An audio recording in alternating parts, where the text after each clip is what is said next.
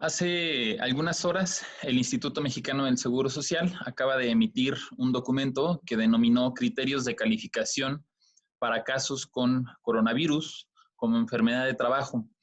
Este documento es de mucho impacto para los centros de trabajo porque determina cuáles van a ser las condiciones y las reglas que deberán de seguir las instituciones de salud para determinar que algún caso identificado dentro de nuestros centros de trabajo pueda ser eh, registrado o pueda ser dictaminado como enfermedad de trabajo. Entonces, en este video trataremos de dar un resumen del documento y sobre todo abordar cuáles son los puntos que se consideran dentro del documento para establecer que una persona de nuestro centro de trabajo, alguno de nuestros compañeros, pueda ser dictaminado como enfermedad de trabajo.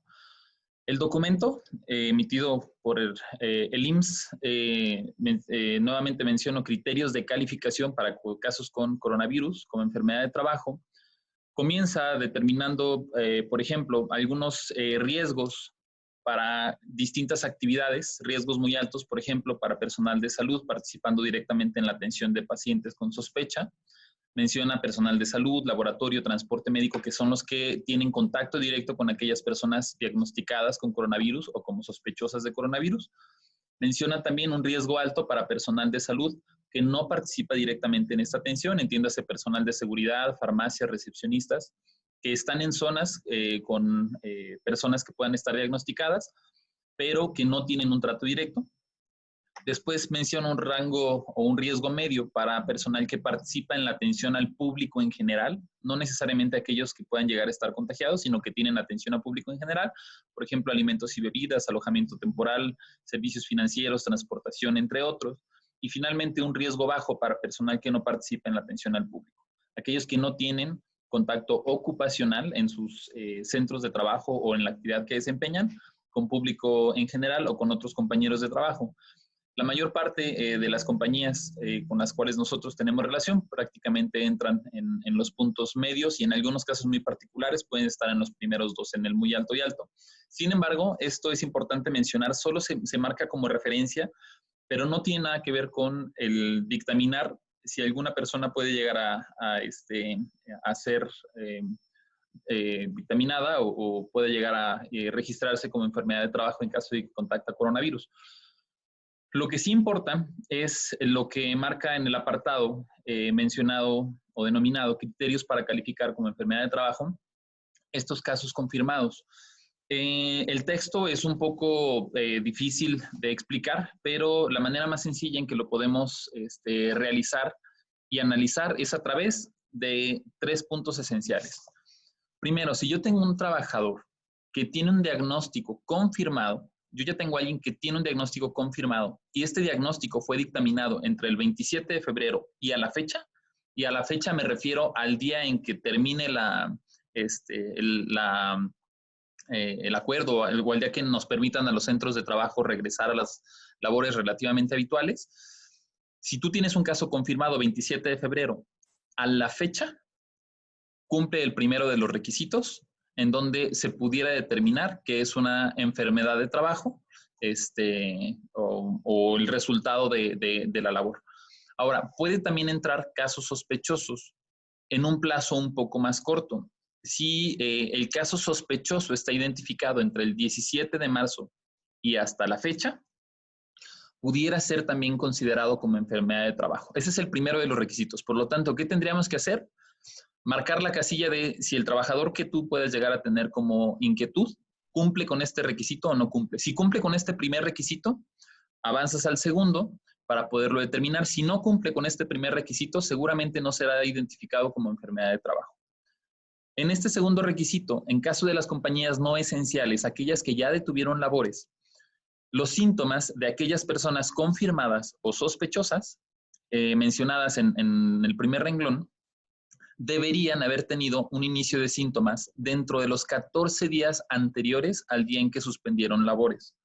Supongamos que yo suspendí labores el 1 de abril, entonces 14 días antes el trabajador tuvo que haber tenido estas síntomas. Si yo suspendí 14 labores, reitero, el 1 de abril y hoy, 15 de abril, empieza a desarrollar síntomas, estoy fuera de estos 14 días, por lo tanto, tampoco cumpliría este requisito. Si se cumple el primer requisito y este segundo, en donde los síntomas debieron haber sido dentro de los 14 días, seguramente será calificado como enfermedad de trabajo. En caso de que no cumpla alguno de estos dos, no necesariamente será considerado como enfermedad de trabajo. Ahora, hay un tercero que determina que si el trabajador estuvo expuesto por motivo de su trabajo a personas confirmadas, el solo hecho de haber estado expuesto y que en algún momento dado le haya desarrollado esta persona síntomas, en automático será dictaminado como enfermedad de trabajo. El trabajador o la autoridad deberán demostrar este hecho, el hecho de que el trabajador haya estado expuesto a alguna otra persona confirmada con coronavirus. En caso de que exista duda, prevalecerá la interpretación más favorable al trabajador. ¿Qué pasa dentro del primer punto en donde tenemos casos sospechosos? Primero, para poderse considerar como casos sospechosos se deben cumplir dos condiciones. La primera es contar con al menos 2 de los siguientes síntomas: tos, fiebre o cefalia. Cefalia es un dolor muy intenso de cabeza. Si yo tengo tos y fiebre, cumplo. Si yo tengo tos y dolores muy fuertes de cabeza, cumplo. Necesitamos tener 2 de los siguientes síntomas. Pero además, necesitamos tener alguno otro de los siguientes síntomas, que vienen algunos otros ejemplos de signos o síntomas, y la mezcla de ambos, del primer requisito con el segundo, confirmaría un caso como sospechoso. ¿Vale? Segundo punto importante, el IMSS va a poder constatar la exposición de aquellos trabajadores, en el tercer punto, en donde podemos decir que un trabajador estuvo expuesto a otros, puede llegarlo a constatar sin la necesidad de acudir al centro de trabajo, basándose solamente en la historia clínica y laboral declarada por el paciente o en los registros del propio Seguro Social.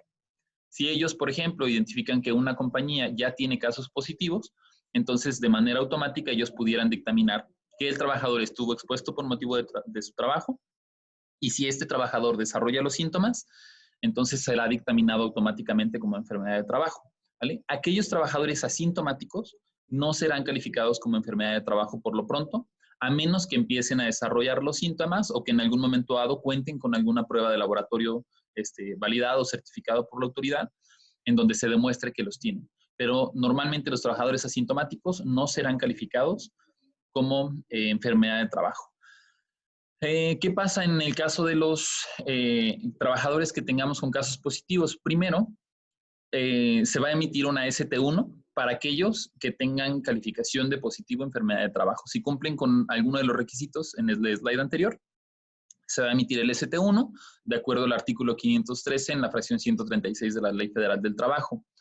Aquellos que lleguen a presentar secuelas en donde no nada más tengan la afectación directa de la enfermedad, sino que tengan, por ejemplo, alguna complicación posterior derivada, también podrán ser dictaminados como incapacidad parcial permanente, la ST3.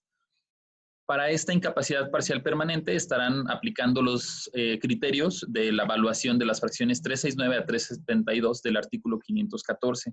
El artículo 514 ha sufrido varias modificaciones, entonces seguramente no lo van a ver ahorita dentro de la Ley Federal del Trabajo, pero les pasamos una liga de la Suprema Corte de Justicia de la Nación, en donde determinan o extraen estos porcentajes para las secuelas que en algún momento dado pudieran llegar a tener los trabajadores, si es que se les determina una incapacidad parcial permanente.